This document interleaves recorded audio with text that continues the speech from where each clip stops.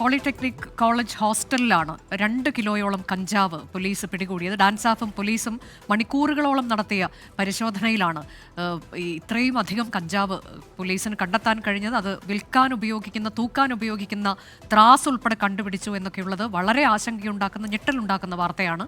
വിഷ്ണു സുരേഷ് ഉണ്ട് വിവരങ്ങളുമായി. വിഷ്ണു, ഇതിപ്പോൾ SFI KSU തമ്മിൽ അങ്ങോട്ടും ഇങ്ങോട്ടും ആരോപണ പ്രത്യാരോപണങ്ങൾ ഉന്നയിക്കുന്ന തരത്തിലേക്ക് കാര്യങ്ങൾ പോവുകയാണ്. ഗുരുതരമായ കാര്യങ്ങൾ അവിടെ നടക്കുന്നുണ്ട് എന്നുള്ളതിലും തർക്കമില്ല. KSU പറയുന്നത് എന്താണ്? അനുജ, അതീവ ഗൗരവമായ കാര്യം ഈ ഹോസ്റ്റലിനുള്ളിൽ നടന്നു എന്നുള്ളതിൽ ഒരു തർക്കവുമില്ല. അവിടെ നിന്ന് 2 കിലോ കഞ്ചാവ് പിടിച്ചിട്ടുണ്ട്, അവിടെ നിന്ന് വെയ്യും മെഷീൻ പിടിച്ചിട്ടുണ്ട്, അവിടെ വിപണന സാധ്യത ഉണ്ട് എന്ന് പോലീസ് പറയുന്നു. പക്ഷേ ഈ നേരത്തെ അറസ്റ്റിലായ അഭിരാജ് അടക്കമുള്ള ആളുകൾ ഇപ്പോൾ ജാമ്യത്തിൽ പുറത്തിറങ്ങിയിട്ടുണ്ട്. അവർ പറയുന്നത് തങ്ങളെ ഈ കേസിൽ കുടുക്കിയതാണ്. അതായത് പോലീസിന്റെ റെയ്ഡ് നടക്കുന്ന സമയത്ത് താൻ ഹോസ്റ്റലിൽ ഉണ്ടായിരുന്നില്ല, പുറത്തായിരുന്നു ഉണ്ടായിരുന്നത്.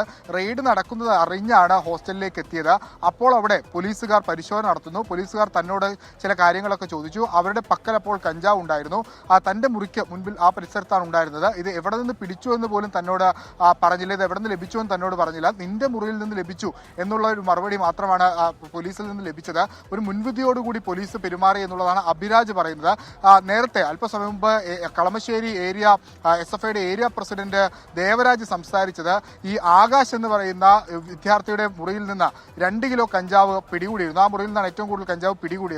അയാൾ പോലീസിൽ ഒരു മൊഴി നൽകി. ആ മൊഴിയിൽ പറയുന്നത് ആദിലും അനന്തു എന്ന് പറയുന്ന 2 KSU പ്രവർത്തകർ ഈ റെയ്ഡ് നടക്കുന്ന ഘട്ടത്തിൽ അവിടെ ഉണ്ടായിരുന്നു. അവർ എങ്ങോട്ടേക്ക് ഓടിപ്പോയി എന്നൊരു മൊഴി ആകാശ് നൽകി. അവർ നിലവിൽ ഒളിവിലായിരുന്നു എന്നായിരുന്നു SFIയുടെ ഒരു ആരോപണം. പക്ഷേ ആ ആരോപണം നിലവിൽ പൊളിയുന്നു. കാരണം ഇത് അല്പസമയം മുമ്പ് ഒളിവിൽ പോയി എന്ന് SFI ആരോപിച്ച ആദിലും അനന്തുവുമാണ് മാധ്യമങ്ങൾക്ക് മുൻപിൽ എത്തി തങ്ങൾ ഈ റെയ്ഡ് നടക്കുന്ന സമയത്ത് ഇവിടെ ഉണ്ടായിരുന്നില്ല, ആദിൽ പുറത്തായിരുന്നു, അനന്തു ഈ പോട്ടർ ഈ സ്വിഗ്ഗിയൊക്കെ ഓടുന്ന ആളാണ്, അതുകൊണ്ട് ആ ജോലിക്ക് വേണ്ടി പോയിരിക്കുകയായിരുന്നു.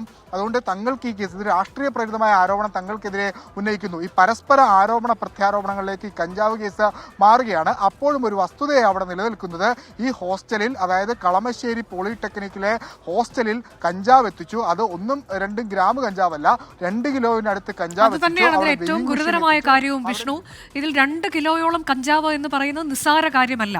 മറ്റൊന്നത് തൂക്കി വിൽക്കാനുള്ള സംവിധാനങ്ങൾ, ത്രാസ് ഉൾപ്പെടെ കണ്ടെത്തിയിട്ടുണ്ട്.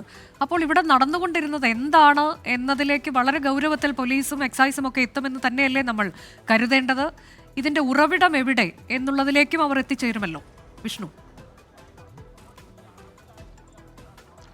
അനുജ, ഒരു ആഴത്തിലുള്ള അന്വേഷണം ഇതിൽ വേണ്ടതാണ്. കാരണം ഈ കഞ്ചാവ് ആരാണ് ഇവിടെ എത്തിച്ചത് എന്നുള്ളതിൽ ഒരു സ്ഥിരീകരണം വരണം. കാരണം പൊട്ടിക്കാത്ത രീതിയിൽ ഒരു പ്രത്യേക തരത്തിൽ പൊതിഞ്ഞ്, സാധാരണഗതിയിൽ നമ്മൾ കഞ്ചാവ് പിടിക്കുന്നത് കാണുമ്പോഴുള്ള ദൃശ്യങ്ങളാണത്, അത്തരത്തിൽ പൊതിഞ്ഞ കഞ്ചാവാണ് ഈ മുറിയിൽ നിന്ന് കണ്ടെത്തിയത്. അപ്പോൾ ഇവർക്ക് ഇത് ഈ പ്രാദേശിക തലത്തിലുള്ള കഞ്ചാവ് മാഫിയയിൽ നിന്ന് ലഭിച്ചതായിരിക്കാമെന്ന് പോലീസ് വിലയിരുത്തുന്നുണ്ട്. കഴിഞ്ഞ ഒരാഴ്ചയായി കോളേജിലും ഹോസ്റ്റലിലുമായി വ്യാപക പണപ്പിരിവ് നടത്തിയിട്ടുണ്ടെന്നാണ് പോലീസിന്റെ രഹസ്യാന്വേഷണ വിഭാഗത്തിന് ലഭിച്ച വിവരം.